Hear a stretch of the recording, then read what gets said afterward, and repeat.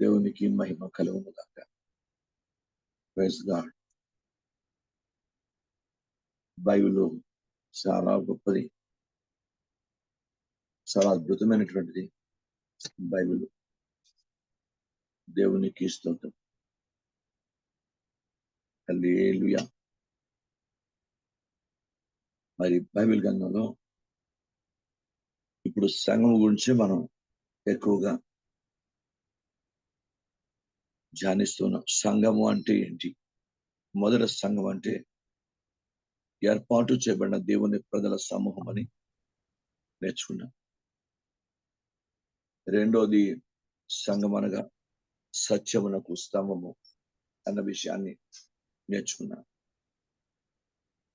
మూడోది కట్టడము, ప్రాకారము, స్తంభము, తర్వాత మందిరము, ఇవన్నీ కూడా కట్టడములు అన్నది నేర్చుకున్నాం. మనమందరము ఆత్మ సంబంధమైన మందిరముగా కట్టబడుతున్నాం అన్న సంగతిని నేర్చుకున్నాం. దైవగంధంలో దేవుని వాక్యంలో ఉన్న సత్యం ఏంటంటే కన్యక, సంఘము కన్యక. పురైస్తలో బైబిల్ గ్రంథం దేవుని వాక్యం చెప్తున్నటువంటి అద్భుతమైనటువంటి దైవికమైన కన్యక అన్న సంగతిని మరొకసారి జ్ఞాపకం చేసుకుందాం. కన్యకలు మొన్నే రాజు యొక్క కుమార్తె యొక్క కృతజ్ఞత కూడి విషయంలో 3 కన్యకల గురించి 3 కన్యకల గురించి నేర్చుకున్నాం. ఆశీర్వదించబడిన కన్యక, ప్రలాపించు కన్యక, దేవుని స్తోత్రం, సర్వోన్నతమైన దేవుని శక్తి పొందినటువంటి కమ్ముకొనిన కన్యక. 3 కన్యకల గురించి మనం నేర్చుకున్నాం. బుద్ధిగల కన్యక అంటే మనం ఆల్రెడీ దేవుని వాక్యం బట్టి నూనె గురించి సిద్ధపాటు చేసుకొని నూనె కలిగి దేవుని ఆత్మానుసారంగా పెండ్లి కుమారుడు గురించి ఎదురు చూసే దైవికమైన కన్యకగా మనం చూసాం. దేవునికి స్తోత్రం కలుగును గాక. బైబిల్ గ్రంథంలో దేవుని వాక్యం చెప్తుంది. ఒక మాట నేను చెప్పి నేను ముగిస్తాను. దేవునికి స్తోత్రం కలుగును గాక. Praise the lord.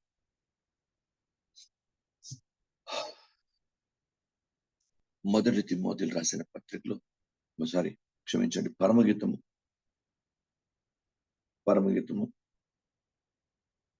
8వ అధ్యాయం 8వ వచనం మరోసారి. మాకు ఒక చిన్న చెల్లెలు కలదు. దానికి ఇంకా వయస్సు రాలేదు.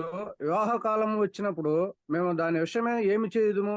చూడండి, భక్తుడు సొలొమోను రాస్తూ, మాకు ఒక చిన్న చెల్లెలు కలదు. జాగ్రత్త గమనించాలి, పెద్ద చెల్లెలు కాదు, మాకు ఒక చిన్న చెల్లెలు కలదు, దానికి ఇంకా వయసు చూసాను. ప్రభు యొక్క వాక్యంలో ఉన్న సత్యం.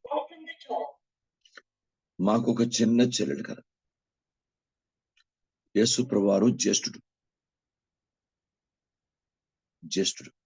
మనము చెల్లి, ఆయన అన్న, మనము చెల్లి. పరమ తండ్రిని దేవుడు మనకు తండ్రి. అలాగున ఆలోచిస్తే వయస్సు రాలేదంట. వయసు మాకు ఒక చిన్న చెల్లె, మాకు అన్నారు అక్కడ. మాకు అనగానే తండ్రి కుమార పరిశుద్ధాత్మ సంబోధన చూడండి.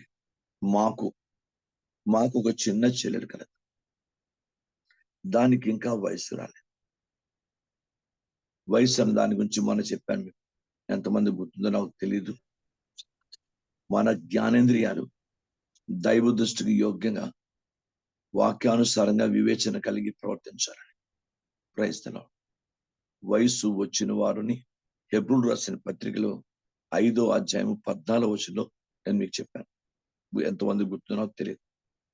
ఓసారి హెబ్రీ 5:14 ఒకసారి చెప్పండి.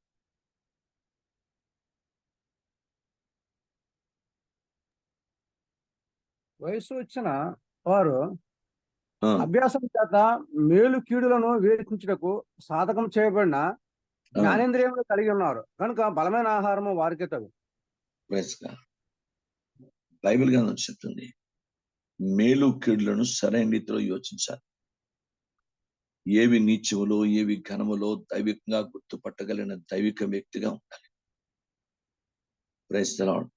స్పిరిచువల్ నాలెడ్జ్, దైవికమైన జ్ఞానము బాగా మన జీవితానికి రావాలి.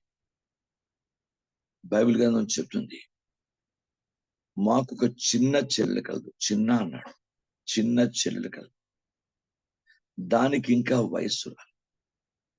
అంటే మన జ్ఞానేంద్రియాలు సరైన రీతిలో పరిపక్వత కలిగిన స్థాయికి వెళ్ళాలి. ఈ నోరు దేన్ని ఉచ్చరించాలి, ఉదయం దేని గురించి దేనితో నింపడాలి. బైబిల్ గ్రంథంలో మన సమస్తము కూడా మన చెవులు, ముక్కు, నాలుక అన్ని మన కళ్ళు, మన సమస్త జ్ఞానేంద్రియాలకి దైవికమైన పరిపక్వత రాగలిగినట్లు, మన మనస్సు పరిపక్వతతో ఆలోచించగలిగినట్లు, దైవ దృష్టికి యోగ్యమైనటువంటి ఓర్పు, సహనము, ప్రేమ, దైవాక్యానుసరణ, ఆత్మ సంబంధమైనటువంటి ఫలము మన జీవితంలో రాగలిగినట్లు దేవుని స్తోత్రం. మనం ప్రార్థించబద్దులుగా ఉంటాం. దేవుని స్తోత్రం.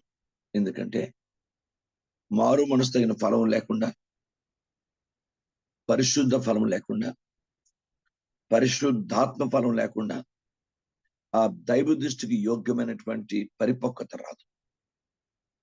ప్రతి ఒక్కరం కూడా పరిశుద్ధాత్మ శక్తి పొందుకోవడం మాత్రమే కాదు, అది కేవలం ఆరాధనకు భాషల్లో ఉపయోగించడం మాత్రమే కాదు, పరిశుద్ధాత్మ ఫలాలు కలిగిన జీవితం కావాలి. దేవుని స్తోత్రం. హల్లెలూయా. పరిశుద్ధాత్మ ఫలాలు 9 ఫలాలు. ఆ 9 ఫలాలు సరిగ్గా మన జీవితంలో అనువర్తింప చేసుకోగలిగిన వ్యక్తిత్వం మనకు లేకపోతే ఆ పరిపక్వత మనకి రాదు. ఎందుకు? శరీర సంబంధం వాటి గురించి ఆలోచిస్తారు, దాని మీద మనసు ఉంచుతారు. ఆత్మ సంబంధం మనసు ఉంచుతారు, ఆత్మ సంబంధం గురించి ఆలోచిస్తారు. మరి ఆత్మ సంబంధమైన వ్యక్తి కాకుండా పరిపక్వత ఎలా వస్తుంది? Glory to the name Jesus. అందుకే దేవుని యొక్క వాక్యాన్ని బట్టి భక్తుడైన పౌలు గారు ఓ మాట రాస్తాడు.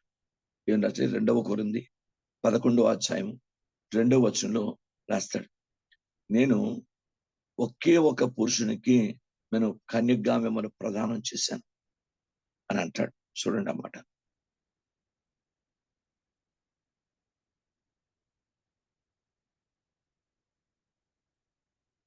ఒకే ఒక పురుషునికి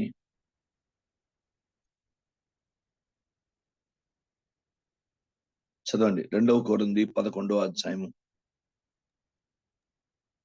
2వ వచనం. దేవాసక్తితో మీ ఎడల ఆసక్తి కలిగి ఉన్నాను. ఎందుకనగా పవిత్రులైన కన్యకనుగా ఒక్కడే పురుషునికి అనగా క్రీస్తుకు సమర్పింపవాలని మిమ్మల్ని ప్రదానం చేసి కానీ సర్పము తన కుయుక్తి చేత హవ్వను మోసపరిచినట్లు మీ మనస్సులో చెరుపబడి క్రీస్తు ఎడలనున్న సరళత నుండి పవిత్రత నుండి ఎట్లయినా తొలగిపోనేమో అని భయపడుచున్నాను. భక్తుడైన పౌలు గారు కొరింథీ సంఘానికి రాస్తూ చెప్తున్నాడు, భయపడుతున్నట్ట. ఎందుకు? ఒకవేళ సర్పము కుయుక్తి చేత హవ్వను మోసగించినట్లు ఒకవేళ మీరు కూడా మోసగించబడతారేమో జాగ్రత్తగా గమనించండి. మీరు కూడా ఒక్కసారి ప్రతి బ్రదరు, ప్రతి సిస్టర్, ప్రతి యవనస్తులు ఒకసారి మనం జాగ్రత్తగా ఆలోచించాలి. ఎక్కడైనా మోసగించబడినటువంటి పరిస్థితి ఉందేమో. ఎక్కడైనా పౌలు గారే చెప్తున్నాడు, మోసగించబడిన పరిస్థితి ఉందేమో. తగినంత ప్రార్థన, తగినటువంటి వాక్యానుసారమైన జీవితం, తగినంత పరిశుద్ధ, తగినంత ప్రేమ, తగినంత దైవిక సంబంధమైన ఆలోచన విధానం, తగినంత ఓర్పు, సహనము, దైవికమైన ప్రేమ లేకపోతే మన తొందరపాటు జీవితాల వల్ల ఒకవేళ ఎక్కడైనా తొలగిపోతామేమో. సర్పము కుయుక్తు చేత హవ్వను మోసగించినట్లు మనము కూడా క్రీస్తు సరళత నుంచి ఎక్కడైనా తప్పిపోతామేమో అని బైబిల్ గ్రంథంలో పౌలు గారు భయపడుతున్నట్టు లేఖనాలు చెప్తున్నాయి. ఎందుకంటే ఆ కన్యాత్వం ఎక్కడైనా తప్పిపోతుందేమో. దేవుడు మనకిచ్చిన పవిత్రమైన స్పిరిచువల్ ఆత్మీయమైన కన్యాత్వం అది ఎక్కడైనా మన ఆత్మ నుండి తొలగిపోతుందేమో. క్రీస్తు స్వరూపంలోనికి ఏర్పరచబడే మన ఆత్మ, క్రీస్తు యొక్క పరిపక్వత కలిగి ఉండవలసిన మన ఆత్మ, క్రీస్తు ప్రేమను కలిగి ఉండవలసిన మన ఆత్మ, క్రీస్తు అభిషేకం కలిగి ఉండవలసిన మన ఆత్మ, క్రీస్తు శక్తిని కలిగి ఉండవలసిన ఆత్మ, క్రీస్తు యొక్క ఓర్పు సహనాన్ని ప్రేమను కలిగి ఉండవలసిన మన ఆత్మ, క్రీస్తు సారూప్యంలోనికి ఎదగవలసిన మన ఆత్మ.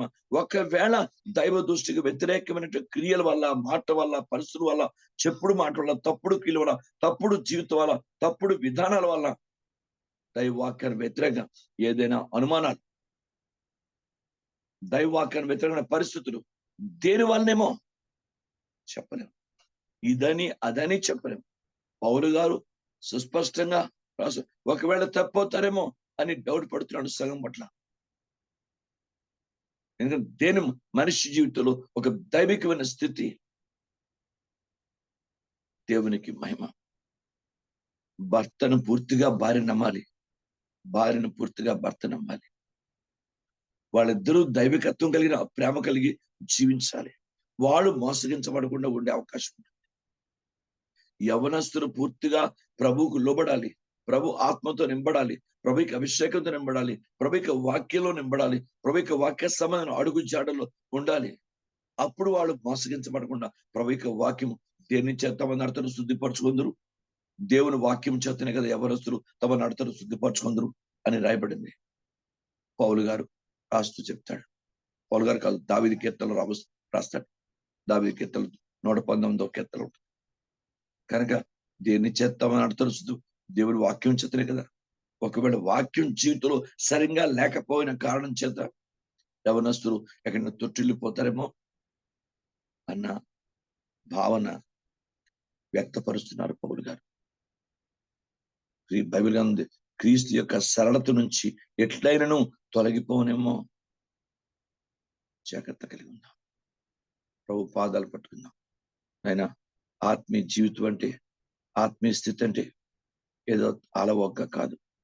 దేవుని స్తోత్రం.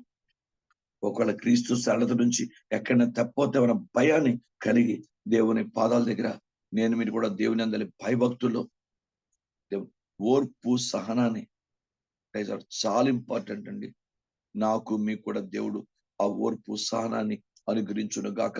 మన కుటుంబాల్లో, మన భార్య భర్తలో, మన యవనస్తులో దేవుడు ఏవి నీచములో, ఏవి ఘనములో గుర్తుపట్టగలిగి, ఏవి దైవ దృష్టికి యోగ్యమో, ఏది దైవ దృష్టికి యోగ్యం కాదో, ఏది దేవుడి నుండి కలిగిందో, ఏది దేవుడు లేకుండా కలిగిందో, బైబిల్ గ్రంథంలో వాక్య ప్రకారం భ్రమపరచు ఆత్మేదో, బలపరచు ఆత్మేదో, పరిశుద్ధాత్మక శక్తి కలిగిన కార్యాలేంటో ప్రతి ఒక్కటి వివేచన కలిగి అయినా దేవుని పాదాల దగ్గర అయినా ఏది దేవుడి నుంచి కలిగిందో లేదో అన్నది కూడా సుస్పష్టంగా అర్థం చేసుకొని వాక్యానుసారంగా ఓర్పు కలిగి సహనము కలిగి మనము జీవించవలసిన పరిస్థితి. ఎందుకంటే ఓర్పు దోహద కార్యములు జరగకుండా జాగ్రత్తగా మనని కాపాడుతుంది. జాగ్రత్త కలిగి ఉందాం. ఓర్పు దోహద కార్యములు జరగకుండా. Praise the name of Jesus. ఓర్పు సహనము ప్రతి బ్రదర్ కి, సిస్టర్ కి, యవనస్తులకి, మన అందరికి చాలా అవసరం. ఓర్పు. ఓర్పు లేని కారణం చేత తొందరపాటు నిర్ణయాలు, తొందరపాటు మాటలు, తొందరపాటు క్రియలు జీవితాన్ని అవమానపరుస్తాయి. Praise lord. మన మీద ఉన్న మంచి ఇంప్రెషన్, మన మీద ఉన్న మంచి ఆలోచన, మన మీద ఉన్న మంచి ప్రేమ, మన మీద ఉన్న మంచి పవిత్రమైన ఆలోచన విధానం, సమాధానకరమైన జీవితం మన నుంచి తొలగిపోయి తోటి వారికి దైవ దృష్టికి వ్యతిరేకంగా ఆయన దుష్మన శత్రువులుగా కనిపించే భయంకర పరిస్థితులు ఏర్పడతాయి. Praise the name of Jesus. మన అందరం నేర్చుకుందాం. దేవుని పాదల తొందరపాటు జీవితం అన్నది అయినా ఓర్పు లేకుండా మన క్రైస్తవ జీవితంలో తొందరపాటు అన్నది ఉండటానికి లేదు. ప్రతి ఒక్కటి కూలంకషంగా, వాక్యానుసంగా, విచక్షణ యోగ్యంగా మనం ఆలోచించి కలిగి మాట్లాడి జీవించవలసిన జీవితం నాకు మీకు ఉందని పరిశుద్ధాత్మ తండ్రి ఈ ఉదయకాలం మాట్లాడుతున్నాడు. ఎందుకంటే ఓర్పు లేక ఎన్నో జీవితాలు కూలిపోయినాయి. ఓర్పు లేక ఎంతో మంది జీవితాలు కూలిపోయినాయి. సహనం లేక ఎంతో మంది జీవితాలు కూలిపోయినాయి. వాళ్ళ జీవితంలో చాలా మంది అందరూ పరిశీలిస్తే, ఎందుకంటే కన్యక అన్నప్పుడు పెద్దవారి కంటే తగిన ఓర్పు సారం కలిగిన స్థితి ఉండాలి కన్యకి. దేవుని స్తోత్రం. Praise the Lord. లేకపోతే మనం పెండి కుమార్తెగా మనం ప్రభు పాదాల దగ్గర అంత ఉన్నత సంపూర్ణతకు మనం ఎదగలేం. అది మనం జాగ్రత్తగా మనం గుర్తుపెట్టుకోవాలని పరిశుద్ధాత్మ తండ్రి మాట్లాడుతున్నాడు. మీకు ఒక విషయాన్ని చెప్తాను. లేఖనాలు చాలా మంచివి, చాలా అద్భుతమైన విషయాలు. దేవునికి స్తోత్రం కలుగును గాక. లేఖనాల్లో 3 సంగతులు మీకు నేను చెప్పి ముగించేస్తాను. క్లుప్తమైన సంగతులే, నేను ఎక్కువ వాటిని విశదీకరించలేని టైం చాలు. సహనము, ఓర్పు అన్న పదాలు చాలా బరువైన పదాలు. క్రైస్తవ జీవితంలో దేవుని వాక్యానుసారం ఉన్న పెండి కుమార్తెగా ఉండాలంటే క్రీస్తు రాకడ పర్యంతం వరకు మనం కనిపెట్టుకునే జీవితం మనకు ఉండాలంటే, ఆయన రాకడలో రాజ్యానికి ఎత్తబడగలిగిన దైవ దృష్టికి యోగ్యమైనటువంటి పరిస్థితులు మన జీవితంలో ఉండాలంటే చాలా ఓర్పు, సహనం కలిగి ప్రైజ్ ది లార్డ్. మెలకు కలిగినటువంటి జీవితం, ఓర్పు కలిగిన జీవితం, ఇవన్నీ కూడా మనకి ఉండి తీరాలి. బైబిల్ గ్రంథంలో ఉన్నది ఏంటంటే, రోమీయులు రాసిన పత్రిక 2వ అధ్యాయం 7వ వచనం ఒకసారి. సత్క్రియ ఓపుగా చేయొచ్చు, ఆ, మహిమను ఘనతను అక్షతను వెతుకు వారికి నిత్య జీవనిచ్చును. సత్క్రియను ఓపికతో చేయొచ్చు. ఎంత గొప్పది! సత్క్రియను ఓపికతో చేయాలి. ఎందుకు? మనం దేవుని దృష్టికి యోగ్యమైన కన్యగా ఉండాలంటే సత్క్రియ లేకుండా, ఓర్పు, సత్క్రియ లేకుండా మనం ఎలాగా పరలోకానికి లేక దేవుని వాక్యానుసరణ స్థితిలో ఎత్తబడిన జీవితం మనకు ఉండదు. దేవునికి స్తోత్రం. సత్క్రియను ఓపికగా చేయొచ్చు, మహిమను ఘనతను అక్షయతను వెదుకు వారికి నిత్య జీవం ఇచ్చు. మహిమను ఘనతను దేవునికి ఇస్తూ అక్షయతను వెతకాలట. Praise the Lord. నీతిని, రాజ్యాన్ని వెతకడం మాత్రమే కాదు, ప్రభువుని మనం వెతకాలి. ప్రభు అంటే ఇక్కడ అక్షయత, ఘనత, మహిమను వెతకాలి. సత్క్రియలు దైవ సంబంధంగా ప్రభువునందు విశ్వాసం ఉంచు సత్క్రియ అని రాయబడింది. అది దేవుని సంబంధమైన క్రియది. సత్క్రియను ఓపికతో చేయాలి.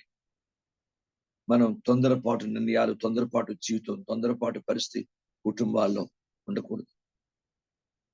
కొన్నిసార్లు సంసారం, అందుకే సముద్రాన్ని ఎదర్చగానే సంసారాన్ని ఎదలేరని ప్రపంచంలోనే సామెత ఉంది. జాగ్రత్తగా ప్రతి స్త్రీ, ప్రతి పురుషుడు, ప్రతి యవనస్తుడు ఒక దైవిక ఓర్పు, సహనము కలిగి, ఎందుకంటే పరిపక్వత కలిగిన కన్యగా, వయసు వచ్చిన కన్యగా, దైవ దృష్టికి యోగ్యమైన కన్యగా, ప్రభువుకి ప్రదానం చేయబడిన కన్యగా, ఆయన రాకడ కొరకు లేక ఆయనతో వివాహము సరుగుడు కొరకు ఎదురు చూచే కన్యక వలె ఉండాలి అంటే మన జీవితంలో ఓర్పు, సహనాలు ఉండాలి. దేవునికి స్తోత్రం ఉండాలి. ప్రార్థన, పరిశుద్ధాత్మ, ఇవన్నీతో పాటు ఓర్పు, సహనం కూడా మనం ఉండాలి. ఈ ఓర్పును సత్క్రియతో, మనం సత్క్రియను ఓర్పుతో చేయాలట. Praise the Lord. దేవునికి స్తోత్రం కలుగుగాక. Praise the Lord. కయ్యను, నువ్వెందుకు నీ ముఖం చిన్నబుచ్చుకున్నావు? సత్క్రియ చేస్తే నీ తలెత్తరి కొనవా? దైవ దృష్టికి విశ్వాస యోగ్యమైన క్రియలు చేయాలి కదా. వాక్యానికి విరుద్ధమైనటువంటి తొందరపాటు కలిగి ఎందుకు నీ తమ్ముడిని చంపగలిగిన స్థాయికి ఉంటున్నావు? వాక్యానికి వ్యతిరేకమైన మనస్తత్వం నీకెందుకయ్యా? నువ్వు సత్క్రియ చేసుకోదు. Praise the Lord. మంచిగా ఆలోచించు. దేవుని స్తోత్రం. ఓర్పు లేకపోతే కదా వెంటనే తమ్ముడిని చంపేశాడు. ముక్కు చిన్నబుచ్చుకొని తమ్ముడిని చంపేశాడు. నీకు ఓర్పు ఉండాలి కదయ్యా, సహనం ఉండాలి కదా అంటున్నాడు తండ్రి. నువ్వు సత్క్రియ నువ్వు చేస్తే నువ్వు తలెత్తుకుంటావు కదా, నువ్వెందుకు ముక్కు చిన్నబుచ్చుకున్నావు?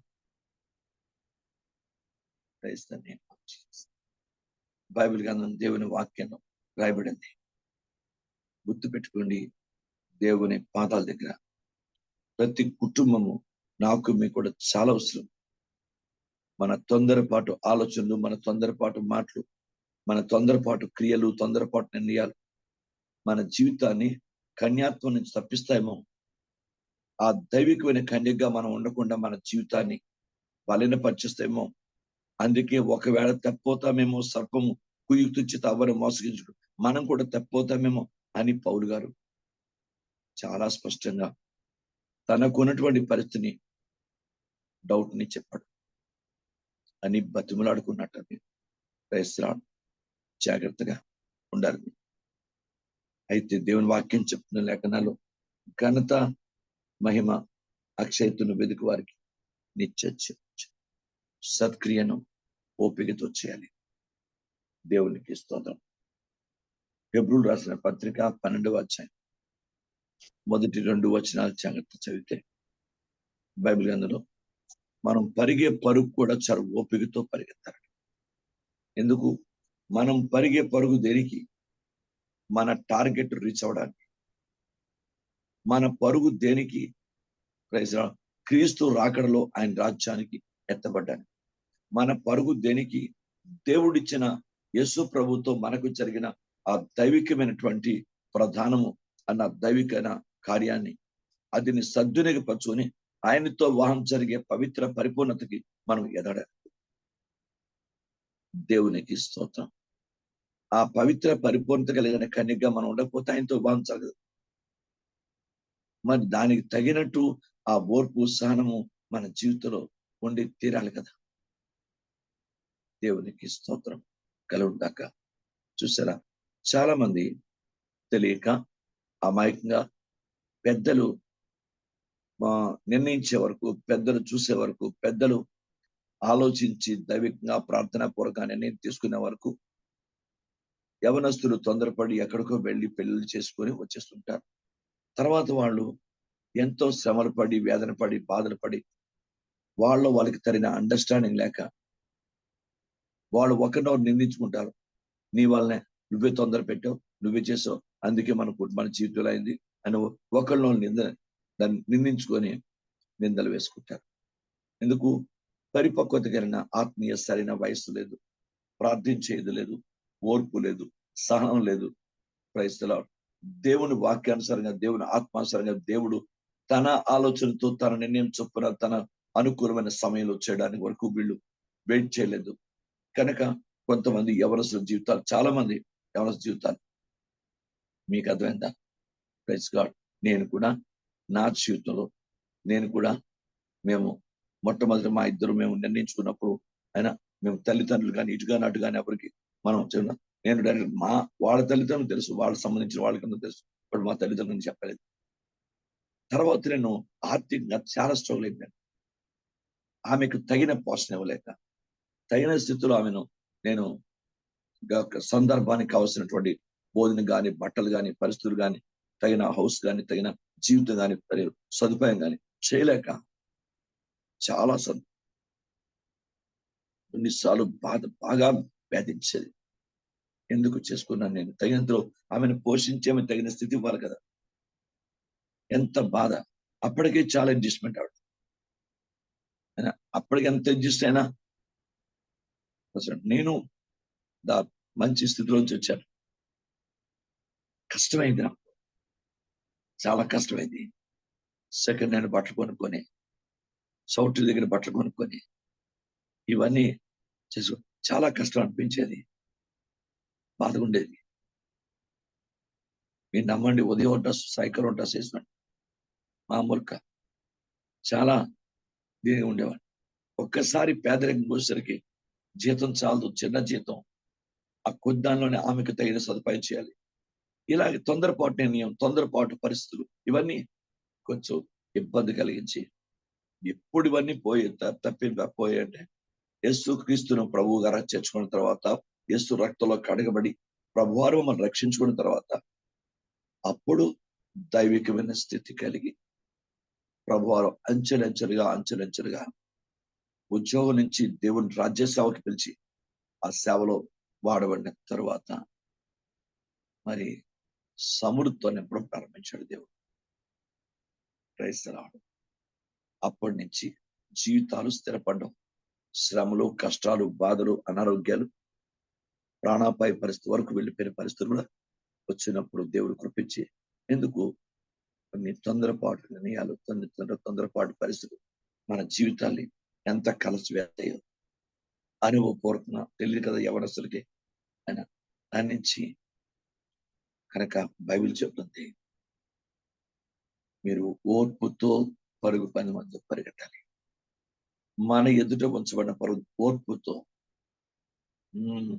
ఈ పరుగు పందెంలో టార్గెట్ రీచ్ అయ్యే వరకు, గోల్ చేరే వరకు చాలా జాగ్రత్తగా, ఆత్మీయంగా, విశ్వాసంతో, ప్రేమతో, పరిశుద్ధతో, అభిషేకంతో, దైవికమైనటువంటి లోపల స్టెమన, లోపల శక్తి కలిగి, మన దైవికమైన స్థితి కలిగి, నడుము అంటే మనస్సు. ఒక వ్యక్తికి నడుం జారిందంటే ఇంకా వ్యక్తి జీవితం బతికినా చనిపోయిన కింద లెక్క. Praise the name of Jesus. నేను బైబిల్లోంచి ఆది కాండంలో చదివాను. దేవుని స్తోత్రం. Praise the Lord. చాలా గొప్ప డీప్ మీనింగ్ఫుల్ వర్డ్ అది. దేవునికి స్తోత్రం అని. Praise the Lord. దేవునికి మహిమ కలుగు. నీ నడుము నుంచి వచ్చే కుమారుడు అంటాడు. Praise the Lord. మామూలు కాదు, వెరీ వెరీ మీనింగ్ఫుల్ వర్డ్ అది. నేను బైబిల్ నుంచి నేను చూపిస్తాను కావాలి మీకు. నీ నడుములోంచి వచ్చినటువంటి కుమారుడు దేవుని దావీదుతో దేవుడు మాట్లాడతాడు, అతడు మందిరం కడతాడు. దేవునికి స్తోత్రం. చాలా వెరీ పవర్ఫుల్ మీనింగ్ అది. కానీ బైబిల్ వెరీ, అవన్నీ ఏంటంటే చాలా అర్థం చేసుకుంటే కానీ అర్థం అవ్వదు. కనుక దేవుని పాద, అందుకే మీ వయస్సు రాలేదు, చిన్న చెల్లెలు కదా, ఇంకా వయస్సు రాలేదు. తొందరపాటు నిర్ణయాలు, తొందరపాటు జీవితం ఉండకూడదు. కన్యాత్వాన్ని కాపాడుకోవాలి కడ వరకు. అందుకే పరుగు పందెలు ఓపికతో పరిగెత్తే గాని, ఓర్పు సానం ఉంటే గాని కన్యాత్వాన్ని కాపాడుకోలేదు. తొందరపాటు నిర్ణయాలు, తొందరపాటు మాటలు, తొందరపాటు తర్వాత ఎంత అవమానానికి దారి తీస్తాయో. తర్వాత కుటుంబం అంతా కూడా, ప్రజలు, ప్రపంచం, లోకం, పరిస్థితులు అన్ని ఒక్కసారి వ్యతిరేకమైతే పరిస్థితి ఎలా ఉంటుంది? అంచేత తొందరపాటు జీవితం, తొందరపాటు నిర్ణయాలు, తొందరపాటు మనస్తత్వం క్రైస్తవ దేవుని వాక్యాన్ని వ్యతిరేకం. కనుక లేఖనానుసారం ఓర్పుతో నీ పరుగు పందెమందు పరిగెత్తాలి, ఓపికతో. చాలా అద్భుతమైన విషయం. ఓపిక లేకపోతే పరిగెత్తలేము. ఆ స్టామినా, లోపల స్పిరిచువల్ స్టామినా, అదే వయసు అంటాడు భక్తుడు పౌలు గారు. దాన్ని మరొక రీతిలో రాస్తాడు, పరుగు పందెమందు ఓపికతో పరిగెత్తడం అంటే ఇదే. ఆ దైవిక వయసు లేకపోతే ఓపిక రాదు.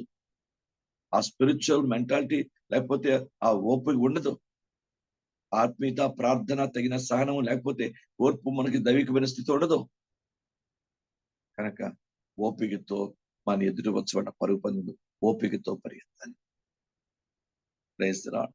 బైబిల్ గ్రంథం చెప్తుంది, లేఖనాలు మనం ఓర్పు కలిగి ఉండాలని, అక్షయ, మహిమ, ఘనత వెతకాలని. మూడవదిగా ప్రకటన గ్రంథం 3వ అధ్యాయం 10వ వచనం ఒకసారి చూద్దాం. నీవు నా ఓర్పు విషయమై గైకొంటూ గనుక నీవు నా ఓర్పు విషయమైన వాక్యము గైకొంటూ భూనివాసులను శోధించుటకు లోకం అంతటి మీదకి రాబో శోధన కాలములో నేను నిన్ను కాపాడేదను. ప్రేమ గురించి వాక్యం గైకొనాలి, క్షమాపణ గురించి వాక్యం గైకొనాలి, పరిశుద్ధి గురించి వాక్యం గైకొనాలి, విశ్వాసం గురించి వాక్యం గైకొనాలి, శక్తి గురించిన వాక్యం గైకొనాలి, ఓర్పు గురించిన మాట కూడా గైకొని తీరాలి. తప్పకుండా నన్ను మిమ్మల్ని దేవుడు దైవిక ఓర్పుతో, దైవిక సహనంతో, ఆత్మ ఫలములు కలిగిన దైవిక స్థితి మనకి దేవుడు అనుగ్రహించును.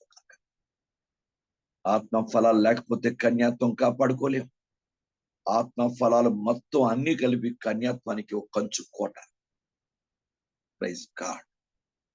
ఒక వ్యక్తి ప్రేమ, సమాధానం, సంతోషం, దీర్ఘశాంతము, సాత్వికం, ఆశానికరం, మంచితనము, ఇవన్నీ కూడా ఆ 9 యొక్క ఆత్మ ఫలాలు కూడా 9 కంచు కోట లాంటివి కన్యాత్వం కాపాడుకోవడానికి. Praise the name of Jesus. దేవుని వాక్యం చెప్తుంది, మీరు ఓపికతో ఫలించాలి, మామూలుగా ఫలించడం కాదు. అందుకే ఓర్పు అనేది, సహనం అనేది తప్పకుండా కావాలి. లేకుండా మన కన్యాత్వాన్ని కాపాడుకోలేం. స్పిరిచువల్ గా. అందుకే బైబిల్ గ్రంథంలో అమ్మా నాన్న నీవు దేవుని మాటకే ప్రాధాన్యత ఇచ్చినా, నా మాట కాదు, నాకు ఇచ్చిన మాట గురించి నువ్వు భయపడకు అని చేత నేను ఒక 2 నెలలు నాకు టైం ఇస్తే 3 నెలల్లో నేను వెళ్ళి నేను కన్యాత్మ గురించి ప్రలాపిస్తాను. ఆ తర్వాత నీవు నన్ను ఇష్టం వచ్చినట్టు దహన బలిగా అర్పించు అని చెప్పినప్పుడు తండ్రి ఎంత వేదన పడి ఉంటాడు, ఎంత ఆలోచించు. అంటే ఎందుకు తొందరపడి నేను దేవునికి మాట ఇచ్చాను, నేను గొప్పకుని నిర్ణయం తీసేసుకున్నాను ఆయన అనే మాట అంటాడు. బైబిల్ గ్రంథం దేవుని వాక్యం చెప్తుంది అక్కడ మంచి నిర్ణయమే తీసుకున్నాడు, దేవునికి అనుకూలమైనది తీసుకున్నాడు. ఇలా జరుగుతుందని ఎవరు ఊహించరు కదా. దేవునికి ఇలా తన కుమార్తెని అర్పించవలసిన పరిస్థితి ఏర్పడి తెలియదు, కానీ కుమార్తె మటుకు 100% తండ్రికి సహకరించింది. క్రైస్తవం నాన్న నువ్వు దేవునికి ఇచ్చిన అంటే ఎప్పుడు దేవుని మాటకే మన కుటుంబాల్లో, మన భార్య భర్తల్లో, మన పిల్లల్లో, మన జీవితంలో పూర్తిగా తగిన ప్రాధాన్యత వాక్యానికి ఉండాలి. అలా చూద్దాం. ప్రపంచం మనకు వద్దయ్యా. లోకానుసారంగా పౌరుషాలు, పంతాలు, కొట్టుకోవడాలు, దప్పడాడుకోవడం, నిందించుకోవడాలు, ఆయన ఆయన ఒకరి మీద రాళ్ళు విసురుకోవడాలు, ఇవన్నీ దైవత్వానికి పూర్తిగా విరుద్ధమైనవి, వాక్యానికి వ్యతిరేకమైనవి. అలా వద్దయ్యా, వద్దు. గుర్తు పెట్టుకుందాం. దేవుని స్తోత్రం కనుక నేనైనా మీరైనా ప్రభు పాదాలు పట్టుకుని నేర్చుకో. నాకు ఆ ఓర్పును, ఆ సహనాన్ని ఇవ్వండి తండ్రి. ఓర్పును, ఆ సహనాన్ని, ఆ కనిపెట్టుకున్న జీవితం నాకు ఇవ్వండి ప్రభా. ఇప్పటికింకా నాకు 69 సంవత్సరాలు మధ్యస్థంకి వచ్చారు. కొద్ది నెలల్లో 69 పూర్తి 70కి వచ్చేస్తుంది. ఇంకా మందిరం లేదు, ఇంకా ప్రార్థనా మందిరం సరిగా సొంతంగా ఆలోచించడానికి మందిరం లేదు. ఎన్ని ప్రయత్నాలు, ఎన్ని రకాలు ఏవో చేసుకుంటున్నా, ప్రయత్నం లేదు. ఏం చేయాలి? అలాగని మనం తొందరపాటుని ఏం తీసుకుంటాం? ఇప్పుడు మామూలు చిన్న సంగతి కాదు. సొసైటీలో ఉన్న పరిస్థితి, భూమి యొక్క రేటు, పరిస్థితి చాలా మన స్థితికి స్తోమతకి మించిపోయి ఉంది. సరే, బైబిల్ కఠినమైన ఇంకా. అందుకే నేను అడిగాను, అయ్యా ఈ రియల్ ఎస్టేట్ వాళ్ళు చూసిన వాళ్ళకి నేను కర్ర పట్టుకొని ఊగేదే సరే మందిరం కట్టించుకున్నాను. మీరు స్థలం చూడండి, కొంచెం తక్కువ అనుకూలమైన రేట్లు చూస్తే ఒక 100 గజాలు ఉండొచ్చు చాలు. ఆ తర్వాత దాన్ని డెవలప్ చేస్తుంది. కొంచెం నాకు సహకరించండి అని తప్పకుండా పాస్టర్ వాళ్ళు చెప్పారు. బైబిల్ చెప్తుంది ఏం చేయాలి? ఎవరి మీద నింద వేస్తాం? వేస్తున్నాం.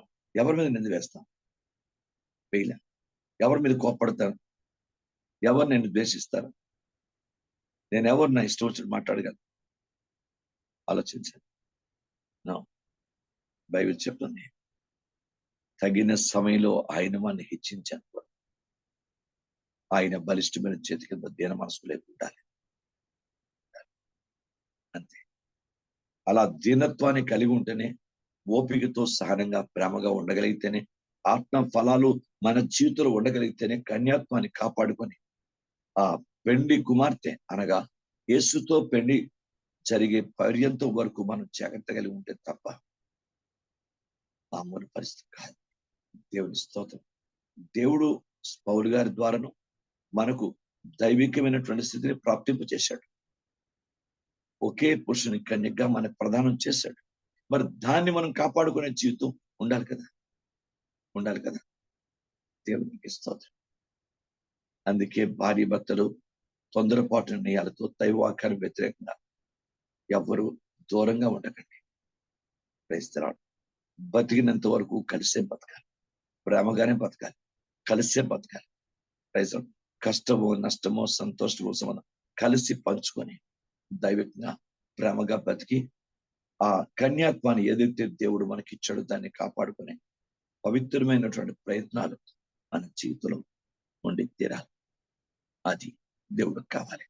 దేవుని ఓర్పుతో దేవుని వాక్యను గైకుంటే లేఖడా చెప్పాడు, రాబో శోధన కాలం నేను కాపాడు.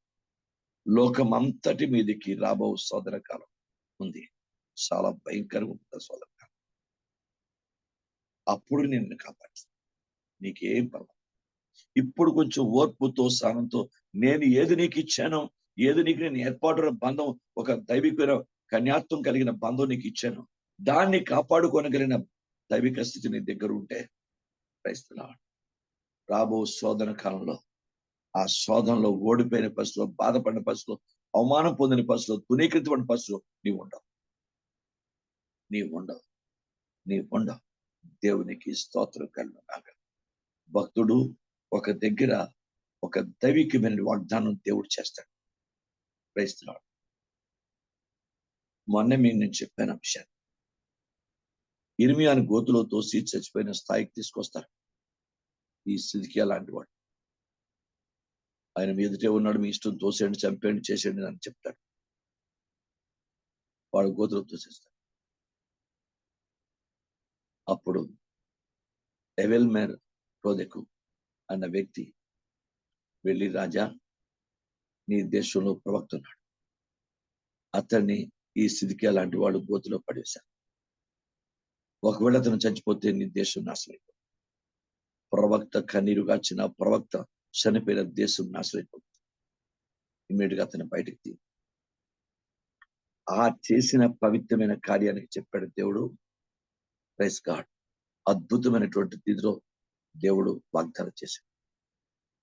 ఒక భయంకర పరిస్థితి ప్రపంచానికి రాబోతుంది అంటాడు.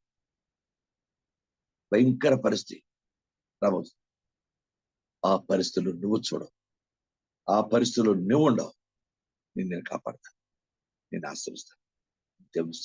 ఒక దైవ సేవకునికి నువ్వు రియల్ గా అర్థం చేసుకొని ఆయన చనిపోకుండా, ఆయన బాధపడకుండా ఆ గొత్తులోంచి నువ్వు ఆయన బయటికి తీసుకో కనుక నేను లేఖనాలు సాక్ష్యాధారాలు సైతం నేను చూపిస్తాను.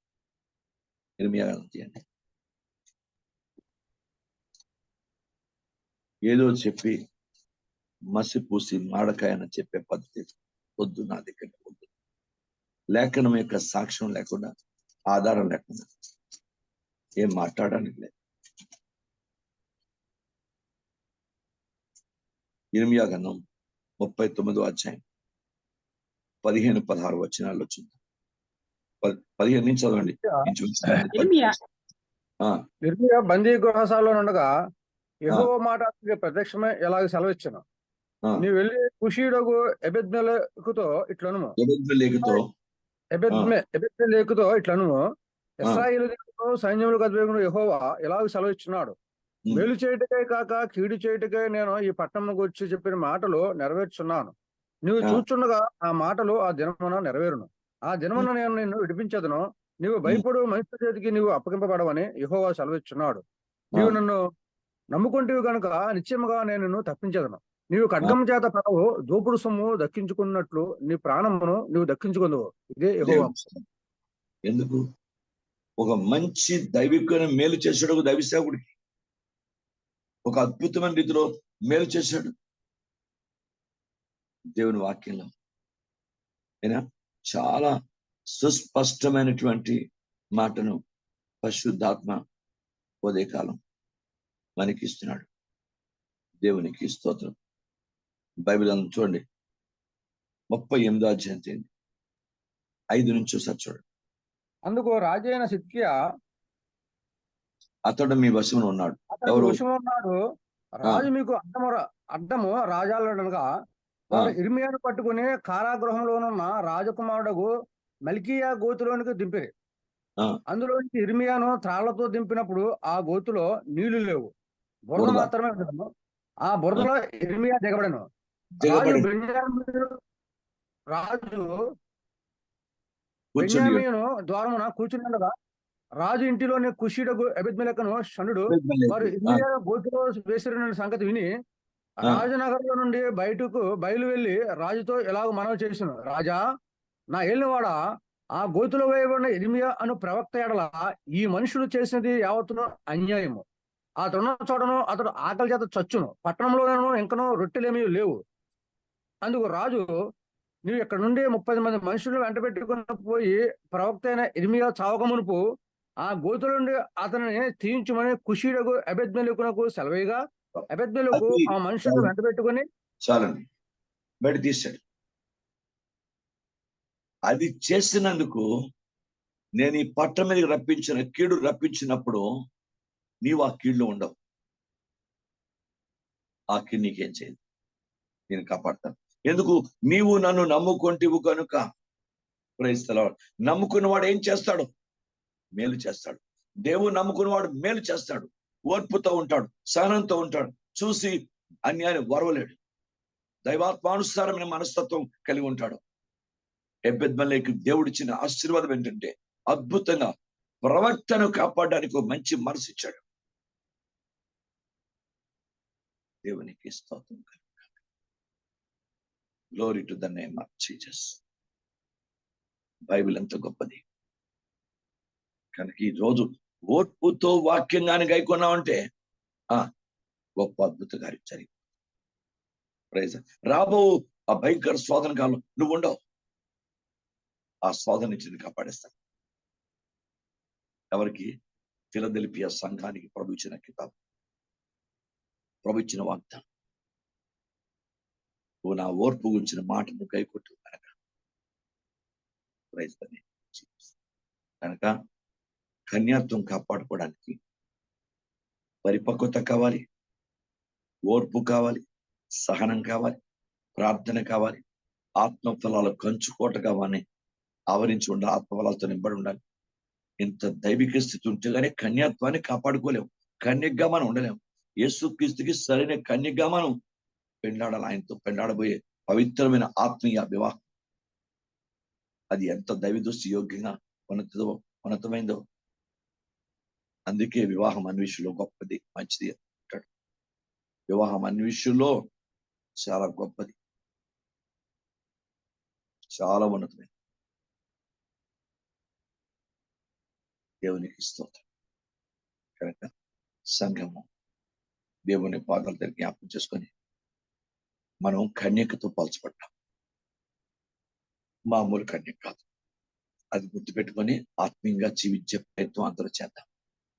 దేవుని స్తోత్రం. అలాంటి కృప మా అందరికీ ఇవ్వండి ప్రభా. ఏదో వస్తున్నాం, వెళ్ళిపోతున్నాం, జీవిస్తున్నాం, ఏదో సంఘానికి వచ్చేస్తున్నాం అనేది కాదు. దానికి తగిన స్థితి, తగిన ఓర్పు, సహనం, కృప. తొందరపాటు జీవితం మనకు వద్దయ్యా, వద్దమ్మా. ఆలోచించి ఎంతో దైవిక ఆత్మీయంగా నేను మీరు కన్యాత్వాన్ని కాపాడుతున్నా. దేవుడు తన మాటలు మనందరి వినికిలో తెచ్చు. ప్రార్థన చేద్దాం.